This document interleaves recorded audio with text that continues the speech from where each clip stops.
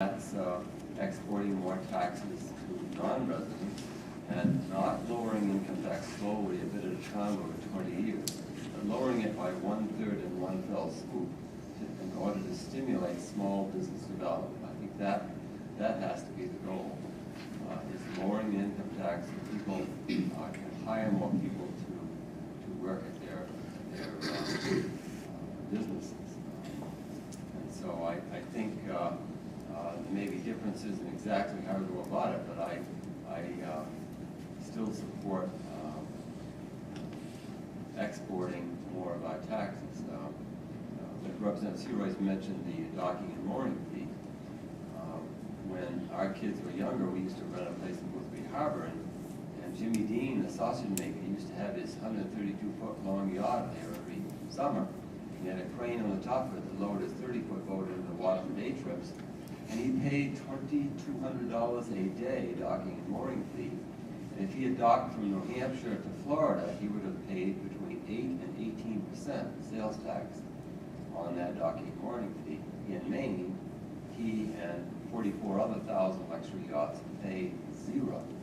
And that was part of tax reform that was voted down. Those people are going to continue to get a tax break, and we're going to continue to pay income tax higher than we should otherwise.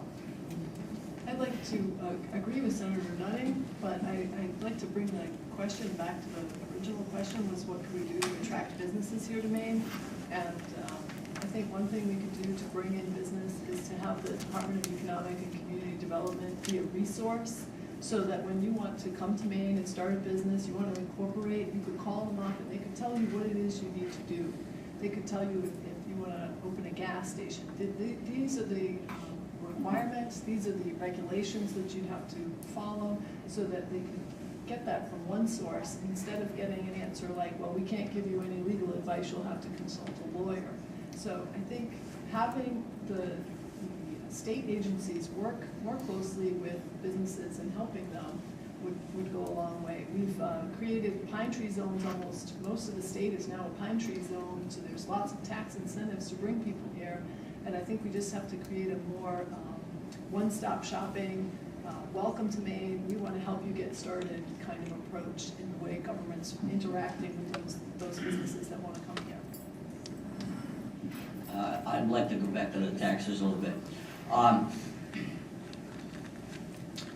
We had two goals. I was on the tax committee. One was to lower the income tax, which not only helps individuals, but it helps small business in Maine. 88% of small business file under personal income tax. So to drop it from 8.5%, if they're making any profit at all, they're at the 8.5% rate. So to go from 8.5% to 6.5%, that's almost 25% savings, okay? We could have added a penny or two to the sales tax and evened it out. But we also have a sales tax problem. We have a very narrow sales tax in Maine.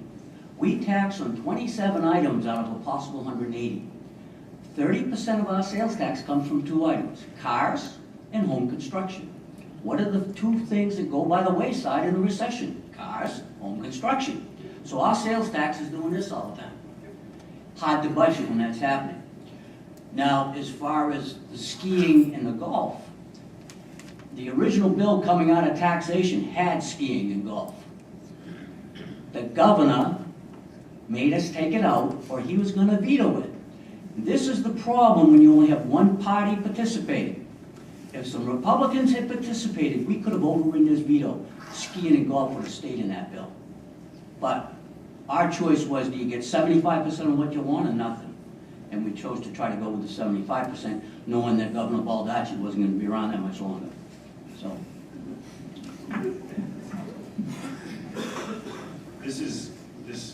The question didn't really bring it up directly, but I'm really glad that we're talking about this. This is a great observation, a great issue to observe how hard it is to make real change in Maine or in any place. This is not black or white. There's nobody working in Augusta in a position of authority who's not smart. There's nobody who's working there that's trying to make your life hard. Everybody is trying to make it work and may have different priorities.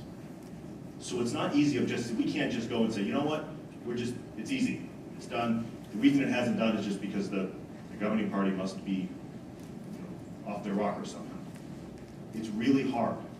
Now, if we were to go and say, let's hold the budget flat, well, that's what we've done for 8 years. The budget now is lower than when Governor Balaji came into office. So what has that meant? In that same time, $800 million over 2 years, so it's $400 million a year, has been moved to K-12 education to fund the taxpayers' requirement of 55%. It's not there yet. In fact, it's getting worse. We're up to 54%. And now it's going worse because the money's just not there. That money has come from the rest of the budget. So when we're going and saying, you know what, let's take excess money and lower the tax rate, well, there isn't necessarily excess money. Where is it going to come from? The tax bill that was before the voters last year, that the voters turned back, there was a lot of things in there not to like, which made it a good bill, because overall, it made things better. It brought everybody's income tax rate. Everybody pays income taxes. Everybody would have gotten almost a 25% tax decrease. This is a really good issue to understand how hard it is to make change, but we need to make change. Thank you.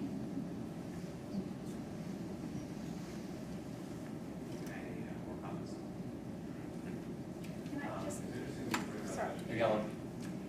Sorry, I have to add before we move on in terms of creation of job opportunities, education really does play a huge part. We have to have a well-educated workforce in order to attract people here in Maine who want to come and invest here. There was some really interesting research done a while ago by the State Planning Office in Augusta, and they were trying to identify those states that were growing and those that weren't growing as much, and what were the factors that were leading to greater growth in terms of economic development. There were two that they isolated. One had to do with the number of people within the state with some kind of higher education. The other had to do with the amount of money the state was investing in research and development. And certainly the money we've invested here in Maine, look what's happening at University of Maine at Orono, very exciting. Here at LA College, people have benefited from that funding, some of the professors here.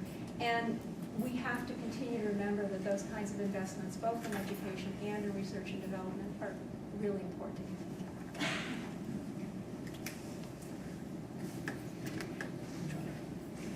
Okay, question. Would you support a full year K-12 school year?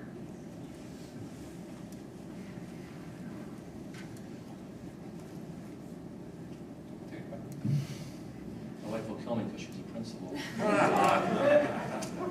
I know, I'm not sure what states, I know in some parts of the country there is a longer school year, and it's not 12 months, but they have long periods of school, and they also have long breaks, so instead of having a summer break, then you have maybe a break around Christmas that maybe goes towards February or something like that. So you have a full year, but you have 2 or 3 natural breaks in that. I'd be interested in knowing more about that. One of the barriers, kind of from a business sense, is in Maine in the summer, the importance of students doing all the summer work that we need them to do. So that would be maybe a barrier to start with. But I'd really be interested to hear more about it.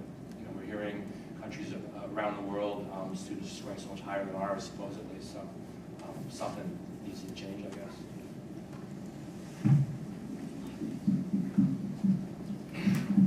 Well, I think I'd be supportive of a little bit longer year, more days added, to actually have children go to school all summer long. I think would actually deprive them of a lot of learning, community learning, and natural learning. But also we'd have to do a lot of reconstruction on our schools to make sure that they were, adequately cooled and temperature, have appropriate temperature, so they're not hot and comfortable, because our schools are not air conditioned here in Maine, and maybe some of the newer schools are, but I know that during the hot spell, the late summer, several schools were closed because it was just too hot for most of the kids. But yeah, I think that it would help actually to add more days to our school year. Thanks for the question. The think if you've ever taught school, or been in a school in June or July, that you would probably have some serious doubts about the potential for making that happen. I think it would create some real serious issues. I mean, they actually called off school a couple of days in some communities this past year because of the warm weather that occurred towards the end of the year.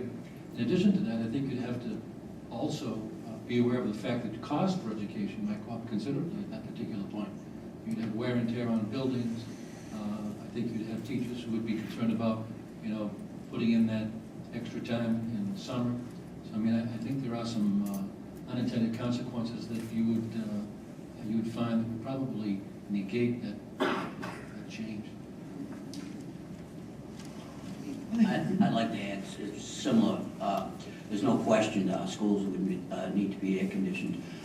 I teach adult ed in summer school, and of course you know who you get for summer school. It's not. It's students that didn't do what they were supposed to in the school year. But I'm in a small school and the rooms are air conditioned. I just can't imagine doing that if they weren't. So it's definitely going to be needed if you go in the summer. I think we could be really creative with the school year, actually. The schools are empty for 2 months or so.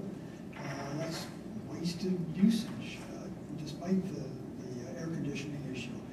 But there are a lot of parts of the state that would like to take some other times off. For example, during potato season, or during blueberries. Well, blueberries are pretty much gone by then. But in any case, there are ways in which we might be able to be more flexible in our use of the school year. And I think it'd be fun to explore some of those. I agree with my colleagues that clearly there are some infrastructure issues that we would have to consider to extend the school year. I think, though, that you really have to go back to look at why is the question being asked. If you look at where we stand across the globe as the greatest power in the world, and the richest country in the world, we are not number 1 or number 2 or number 3 for things like math and science. We are somewhere in the mid to high 20s. And that's not just amongst industrialized nations. That's putting us behind countries that are not industrialized nations. So clearly, we need to start doing things differently. We need to think outside the box. And again, we have challenges that are clearly about infrastructure in a state like Maine. But we need to do something differently because, again, this is tied completely to the business question. We need to be preparing our workforce, and that's not just post-secondary education, that's the K-12 education as well. We need to look how to better prepare our workforce for 21st century technology. If I can add one other piece into the discussion, it's a great question. I absolutely think we need to look at it. I have no idea where that goes. We've talked about the energy issues. We've talked about what it would take in terms of student energy and teacher energy. One of the things that could possibly help is cost of childcare and needing to find childcare for summertime when currently that can be a problem with 2 families who are working. There could be a flip side. If there's more days off because there's heat problems, then all of a sudden there's more days when it's not possible to plan for childcare. So I guess I just wanted to throw that out as a question that we would need to look at because I agree with everybody on the panel that we need to find some way to always be making education better, and there's some real reasons across the globe that we need to do that. I guess I would add to that, we also need to prioritize. If we're talking about Lewiston, where we have such a low graduation rate, I think we need to look at prioritizing on getting that rate to be 85% or 90% before we can move on to expecting we're going to extend the school year. I'd just like to say maybe one thing we could look at is, if not necessarily extending the school year, but to create new kinds of programs for summer camp. My son went to the Maine School of Science and Math for summer camp. That's a place, an alternative